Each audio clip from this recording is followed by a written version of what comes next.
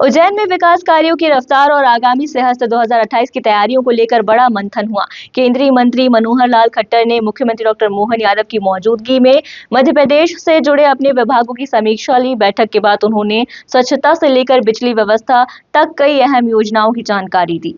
केंद्रीय विद्युत मंत्री और आवास एवं शहरी कार्य मंत्री मनोहर लाल खट्टर शुक्रवार को उज्जैन पहुंचे, जहां उन्होंने स्वच्छ भारत मिशन और पुनर्गठित वितरण क्षेत्र योजना की समीक्षा की। बैठक में मुख्यमंत्री डॉक्टर मोहन यादव के साथ मंत्री कैलाश विजयवर्गीय, प्रद्युम्न सिंह तोमर और प्रतिमा बागड़ी मौजूद रहे। प्रेस ब्रीफिंग में केंद्रीय मंत्री खट्टर ने कहा कि स्वच्छता के क्षेत्र में इंदौर मॉडल को अब पूरे देश में लागू किया जाएगा। वहीं वर्ष 2028 में होने वाले सिंहस्थ को लेकर स्वच्छता और स्वास्थ्य व्यवस्था पर विशेष फोकस रहेगा। उज्जैन के लिए स्वच्छता कार्यों को लेकर 106 करोड़ रुपए स्वीकृत किए गए हैं। उन्होंने बताया कि देश भर में करीब 20 करोड़ स्मार्ट मीटर लगाए जाएंगे, जिसमें मध्य प्रदेश में लगभग 1 करोड़ स्मार्ट मीटर लगाने का लक्ष्य है।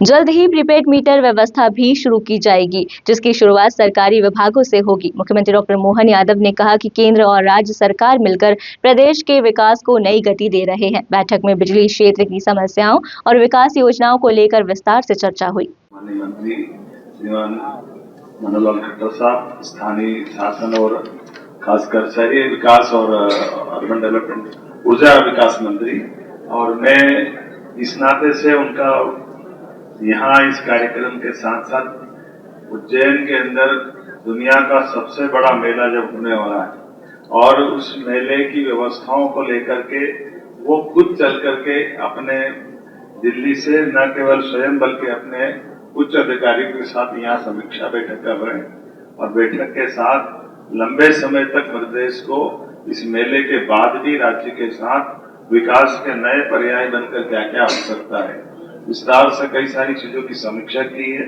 मैं उनका एक तरह से आभार मानता हूँ। हमारे मंत्री माननीय कैलाश जी भाई साहब, माननीय मंत्री प्रद्युम्न तोमर जी, माननीय मंत्री श्रीमती प्रतिमा बागड़ी जी, हमारे सारे जनप्रतिनिधि, सांसद जी, श्रीमान अनिल फिरोजिया जी, विधायक श्रीमान अनिल जैन कालूहड़ा जी, महापौर जी, हम सब मिलकर के अपने अभी तक के सिंहस्थ के सारे विकास कार्यों की सबसे पहले समीक्षा में उनको सामने प्रेजेंटेशन भी किया है और आज यहाँ के बाद महाकाल के दर्शन के साथ कल कुछ स्थानों पर माननीय मंत्री जी स्वयं देखने जाएंगे। उल्लेखनीय है कि मेट्रोपॉलिटन जो हमने कंसेप्ट को अमली जामा पहनाया है, उसके एक नए रोड का भूमि पूजन भी आपके माध्यम से कल वो सौगात मिलेगी। मैं उम्मीद करूंगा विकास का ये कारवां यशस्वी प्रधानमंत्री के नेतृत्व में जब देश आगे बढ़ रहा तो मध्य प्रदेश सरकार भी कदम से कदम मिलाकर सभी विभागों के साथ आगे बढ़ रही। उसमें खासकर मैंने माननीय मंत्री जी को स्मरण कराया तो मुझे लगता है कि आजादी के बाद पहली बार ऐसा हो रहा है कि हमारे भी भारत सरकार के माननीय मंत्री उज्जैन आकर के प्रदेश की समीक्षा भी कर रहे हैं और सीमांत के कार्य पर बारीकी से निगाह भी रख करके योग्य मार्गदर्शन कर रहे हैं। मैं अब अपनी बात को यही समाप्त करता हूँ कि ये मोटे तौर पर हमने अपनी बात को आप तक पहुंचा दिया है। बहुत बहुत धन्यवाद।